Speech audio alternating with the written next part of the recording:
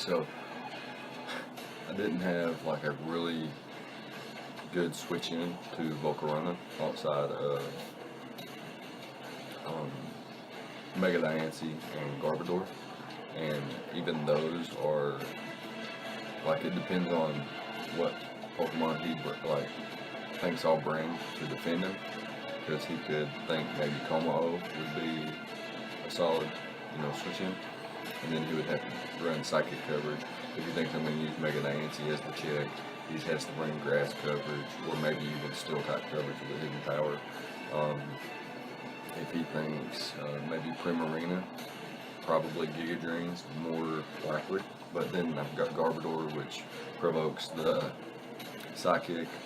But then I thought maybe Incineroar would be a decent check, and maybe he runs the Savage Spin Out Bug Buzz move with the Boogie and Z. So I wasn't real sure like what kind of approach he was going to bring, but Volcarona was a huge threat, and I didn't want to overlook it. So I built my team to where it shouldn't have too many opportunities to set up, and if it does, maybe it's manageable. But yeah, Volcarona is a huge threat, so I definitely wanted Stealth Rocks on the squad. I wanted a way to be able to punish Volcarona immediately, and what's the word? And over time, gradually, I guess is the word. So next up he has another huge threat, Celesteela and Mega Medicham. Two mons that, Mega Medicham is very one-dimensional. It's just going to punch holes through my team.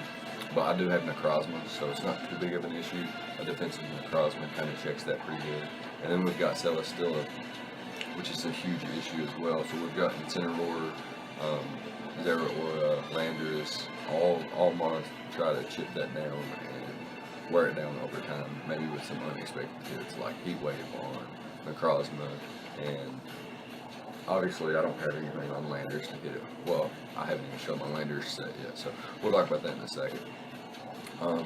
I did want to bring hazard stack options so that Porygon 2 could potentially be poisoned, because if that's the case and it doesn't have Toxic of its own, then my Zeraora can beat it 1v1 even if it traces Bulk Absorb, because I can get it badly poisoned and Calm Mind up and just make sure that I'm always out of range of being 2-hit KO'd. So yeah, we can just hop into the squad now, I suppose. So we've got a Choice Scarf Landers. Now I debated on bringing this for a minute. I didn't know if I would, because he has Celesteela and Gliscor, but I wanted, like, it doesn't make sense, so I wanted to bring something that can maybe catch him off guard. He shouldn't expect a Choice Scarf, or maybe not even expect Landers, period. But in the case that he brought a slow Volcarona with Quiver Dance, like a really slow one, and he got one Quiver Dance up, I could bring in my Landers, and then he may think like, I'm Assault Vest or really bulky or something like that. He might go for a Savage Spin Out or a +1 Flamethrower or something. I'm EV'd to live that with 144 HP EVs, 216 Spadef EVs. I guarantee live Flamethrower after Stealth Rocks from a +1 Volcarona, and I can knock it out with the Stone Edge. And then we've got Knockoff there. It's kind of like, if I was to lead Landers, I would expect, Celesteela to come in hard, or if he's already led with the Celesteela, I would expect maybe Protect or something. Mega Medicham leads with Fake Out, and then potentially a Gliscor lead with Protect. So I wanted Knockoff there to get rid of the Poison Orb or the Toxic Orb on Gliscor, but I also wanted Hidden Power Ice so that I could always do consistent damage to it. So I didn't really know what to bring, so I just decided that these four these four moves we're gonna have to do. I got U-Turn, Momentum, Earthquake, Stab, Stone Edge for Celesteela and Gliscor. Like, I'm not gonna be completely like to the point where I can't do damage. I'll always get a little bit of chip damage, but I don't have anything to hit either of those Pokemon super effectively. And I felt like maybe my opponent saw my week 1 battle or my week 1 prep and saw that I was going to bring a Gravity Landorus versus a team with Skarmory, so he may expect the same thing with Celesteela, which would, provoke a Shuka Berry, or maybe, air balloon on Celesteela, which would be pretty cool. Anyways, I guess Landers was the X factor in this game, and if I could use it to good success, it would be the difference in the match. Next up, we have Sugarberry, Zera Aura with Bolt Absorb, obviously, Thunderbolt, Grass Knot, Hidden Power, Ice. The only 3 moves I need for like coverage, especially if he brings a download Porygon 2, and he doesn't trace my Bolt Absorb, then I can just be able to beat it down pretty solidly with, like, if I use knockoff on Landers and the toxic spikes on Garbodor, as you'll see later, then this set can really put in the work. After a Calm Mind, Grass Knot's knocking out Seismitoad, Hidden Power Ice knocks out the Gliscor, Thunderbolt's knocking out pretty much everything else outside of Porygon 2, and Raikou, maybe at least a hit or two, thanks to its typing and natural bulk. But yeah, we've got enough speed to outpace, I think, up to Raikou, pretty sure. And yeah, we're able to rock the Modest Nature so that we can do the most damage output. Since we're relying on a Sugarberry this week, we don't have a Life Orb or a Magnet or anything of that sort. So yeah, that's just the general idea behind Zera Aura. Next up, we have Brainiac and Necrozma, which is our Mega Metagem switch in. We're max defense EVs, but not a defense boosting nature. We have 116 speed EVs, so that we can always outpace, I think it's Celesteela, and quite a bit of bulk or HP investment too. This always guarantees that High Jump Kick can't 2-hit KO us, period. Maybe if it gets a crit, but hopefully that doesn't happen. Photon Geyser does quite a bit of damage back. Heat Wave does decent damage to Celesteela, and then Morning Sun there for longevity. Maybe I should have ran Hidden Power Ice on this Pokemon too, to weaken Gliscor for Zera Aura and for Landers Therian. But yeah, I felt like this was going to be the overall best set with Stealth Rocks. So yeah, it's going to be that pick, and we can move on to Incineroar, where we have a Will-O-Wisp knockoff Flare Blitz U-turn set. I said after week 1 that we realized Incineroar gets knockoff, so we're actually going to be bringing knockoff this week. U-turn Flare Blitz, U-turn for momentum, can, with the Sugarberry and Intimidate and Will-O-Wisp, I could maybe catch Gliscor on the switch in with the Will-O-Wisp. That would be awesome. Seismitoad with the Will-O-Wisp would be awesome, and Intimidate it, so the Sugarberries, all that in conjunction makes Earthquake do nothing. He's Earth Power, that's a little bit different, but we are max HP, max for death, so we can take an Earth Power anyway. And we can get rid of any items, potential Rindo Berries, potential Yachi Berries, so on and so forth. This gives me something to hit Celesteela hard with immediately with Flare Blitz, so that's pretty nice, and don't want to overlook that. So yeah, Incineroar's a big help to the squad this team, or this week, and hopefully we can use it to success. Next up, last, or almost to last, we have a Rock Polish Mega Diancie set here with max speed, max special attack, so that we can speed tie with the Latios and do the most damage output. We're rocking Rock Polish because I felt like my opponent's potential what am I trying to say? His potential Choice Scarf users to outpace my team would be something like maybe a Zera Aura, a Raikou, Whimsicott, which Whimsicott outpaces Mega Diancie naturally, but not the Zera Aura. Could maybe be like a Volcarona. See if Volcarona sets up a Quiver Dance and it still doesn't live max special attack power gem from Mega Diancie unless it's like super bulky. I didn't do the couch for super bulky Volcaronas because they have Landers Therian to outpace and knock out with Stone Edge.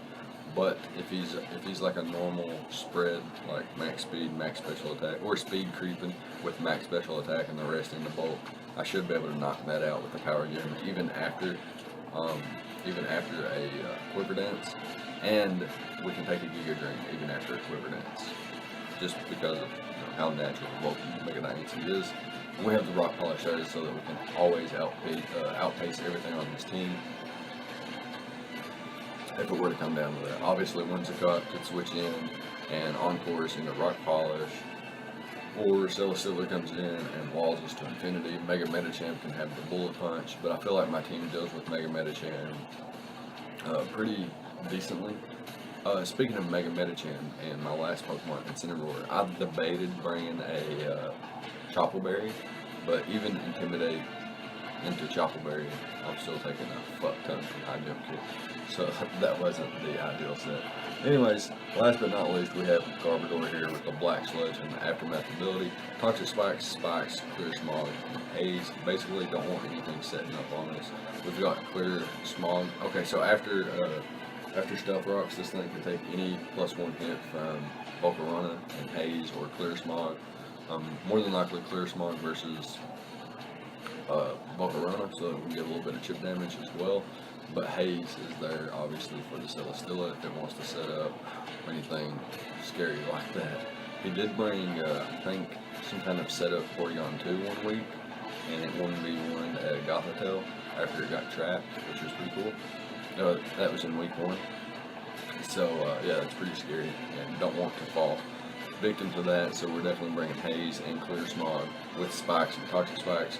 Spikes and Toxic Spikes with Stealth Rocks up just makes Mega Diancie, Landorus, Therian, Zeraora, makes their job so much easier because they're putting out that constant pressure with the hazards, the toxic damage racking up, and then things like Moonblast, Earthquake, Thunderbolt, Hidden Power Ice, and Grass Knot off of Zeraora puts in the finest of work. But yeah, that being said, we can go ahead and hop into the replay and we'll be right back.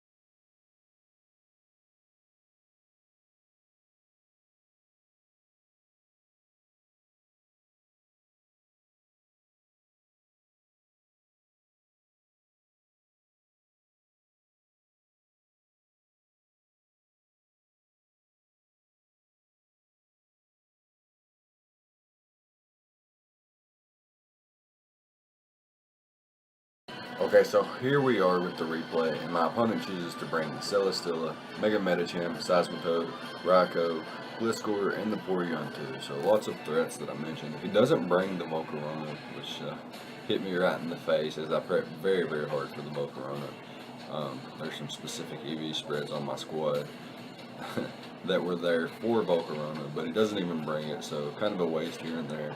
But better safe than sorry, I suppose.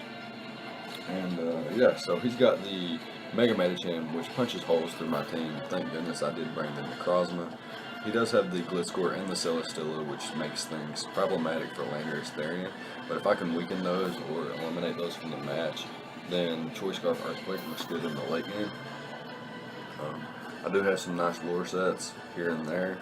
So yeah, hopefully we can pull out a W here. So in terms of lead matchup, he's got the Seismitoad and the Gliscor, both of which can set up Stealth Rocks. We have Landorus, Therian, Necrozma, and Mega Diancie, of which can set up Stealth Rocks, as well as a Spiker and Toxic Spiker and Garbodor.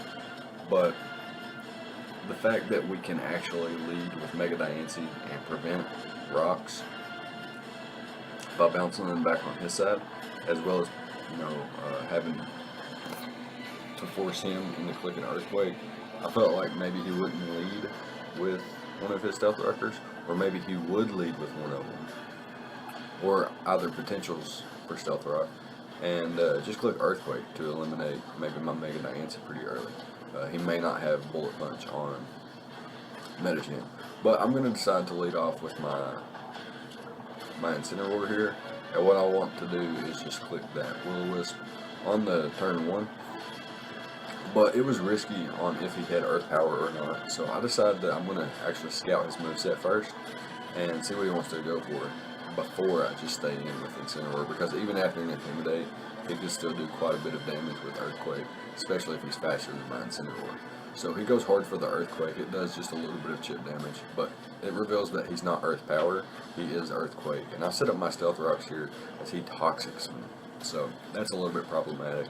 However, I'm still a pretty decent switch into Mega Medicham, and I'm going to keep Brainiac around for that reason. I'm going to hard switch back out into the Incineroar as my opponent goes hard for the Earthquake again, and it does 16, so not much at all. I go for the Will-O-Wisp here, and I miss as he sets up his own Stealth Rock. So that's a little bit unfortunate, but what can you do? Really, what can you do? Now, I'm going to go for the Will-O-Wisp again to catch whatever he switches in, and most hopefully his Gliscor. That's what I would have liked to land that on.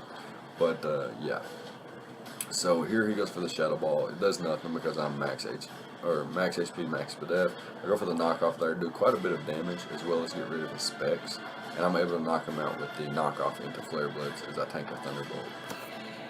So here he goes into his Gliscor, and I do not have Sugarberry anymore, and he may have Protect. I don't really have a solid play here, so I'm just going to stay in with Incineroar, let this bad boy go down as he does reveal to be faster, knocks me out with the Earthquake. And at this point, I don't really have any counterplay. Mega Diancie comes in, throws off a huge attack, but then dies to Earthquake. Zeraora can do the same with Hidden Power Ice, but dies to Earthquake. I do have Sugarberry on Zeraora, but at this point, it's kind of one of my win conditions, so I don't necessarily want to just go into it and lose my Sugarberry at this early in the match. There's still other ways to maybe find it out. So I go into Garbodor here, and he clicks the Earthquake. It does 72% as I set up Toxic Spikes. So this forces him to defog. As I stay in with Garbodor on the following turn, set up a second layer of spikes so that I can badly poison whatever comes in on it. But I am getting a little bit of recovery, but he does just defog those hazards away. And now he does go for the Earthquake as I hard switch into my Landers. And he doesn't have anything really to fear at this point. However, if I was like a sub Earthquake, Hidden Power Ice with Gravity, with maybe like a Ground EMZ, that would have been really nice here because I could sub up on the Toxic. But what I have to do is double out into my Brainiac. Now, had I clicked sub there and been Hidden Power Ice, Earthquake, Gravity, I think I would have just won as well, maybe not just one, but if I had the Ground EMZ as well, I could have made this a much better match at this point. The scales would have tipped way over in my favor. He would have had to switch out. His Gliscor reveals to be, for the entire match, U-turn, Earthquake, Toxic, and Defog. Or maybe it doesn't even have U-turn. Maybe it's Earthquake, Roost, Defog, Earthquake, Roost, Defog, and Toxic. So that's definitely his 4 movesets. And had I been subbed up on the Toxic, and then got to the point where I had to start spamming Earthquake or Hidden Power Ice, then I would have been in a really, really solid position. But unfortunately, I bring a Choice Scarf set, which I knew was going to be hard to do anything, but I wanted to catch him off guard. But he prepped well, so I'm not going to be able to catch him off guard. I do set up a couple layers once again, but he's able to defog. I've intimidated him at this point, but I still can't survive that Earthquake. So what I'm going to do is go hard back into my Landers after going into the Garbodor, and then just U-turn out for a little bit of chip, and at the same time avoiding any kind of toxic damage.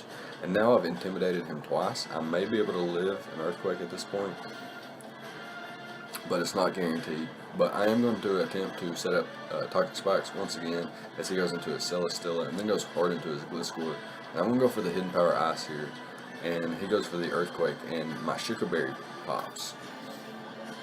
So this is the second Sugarberry popping of the match, which is pretty cool because Skyrise, he once told me that the reason he brings berries a lot on a lot of his Pokemon every match is because he once heard from a great player that berries can win you matches. So here I try to use Sky's own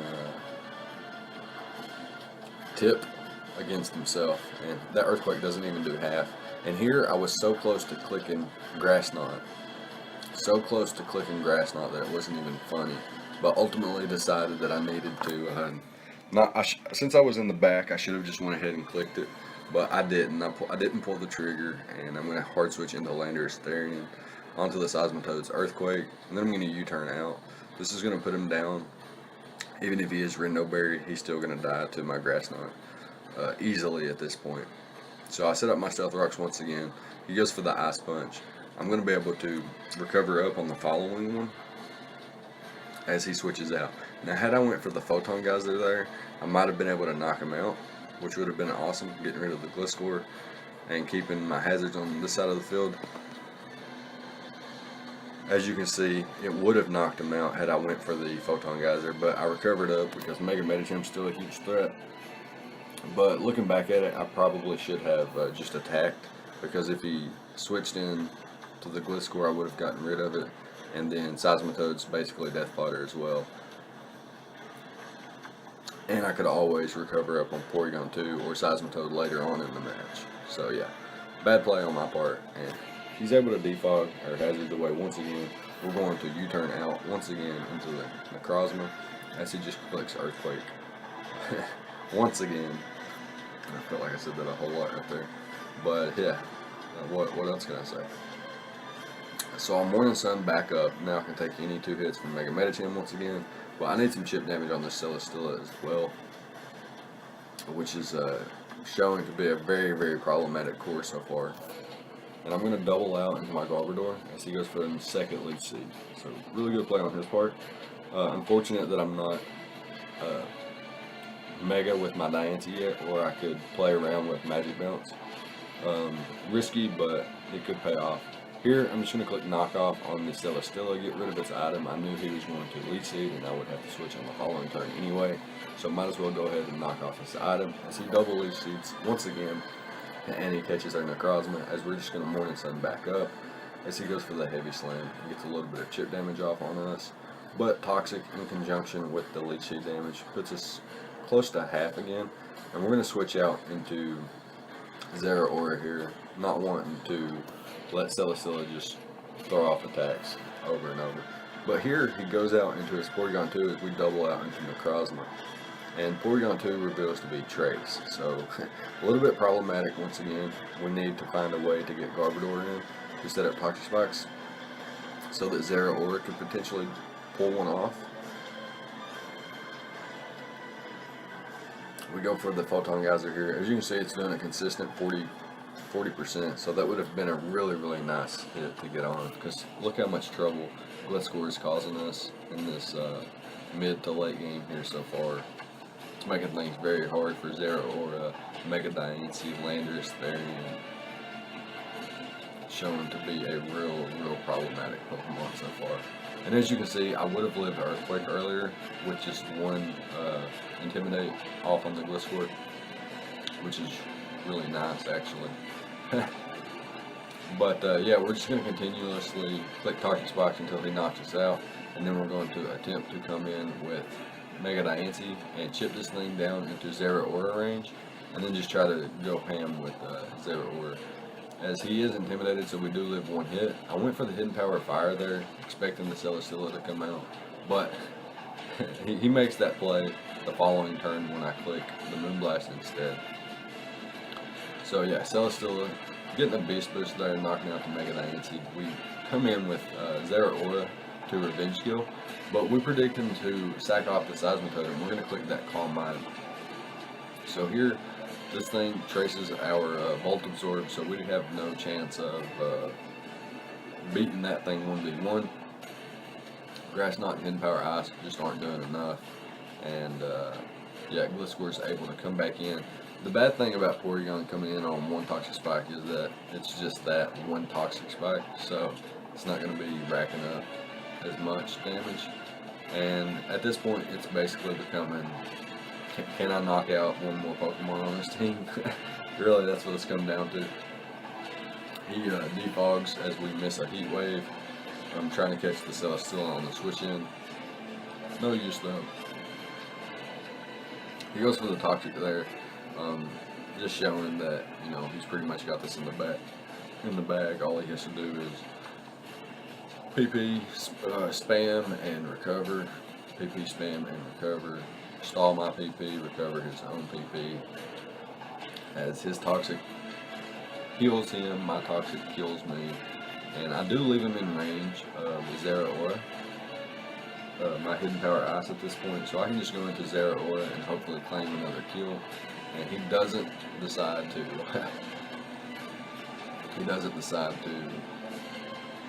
save differential. He goes into his Mega Medicham and he gets fully paralyzed. I mean, he gets paralyzed, but he breaks through, knocks us out with the Psycho Cut. And we're going to go for the Stone Edge here. It's our only move that hits all of the Pokemon. I guess Knockoff could have did the job as well, but it still would have knocked out Mega Medicham.